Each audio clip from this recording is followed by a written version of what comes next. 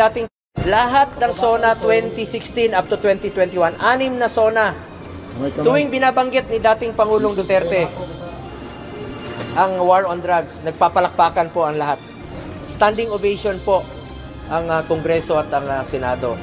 Dahil ramdam nila na may pagbabago po at tinupad ni dating Pangulong Duterte ang kanyang pinangako noon. Standing ovation. Tapos bakit ngayon sinisisi siya?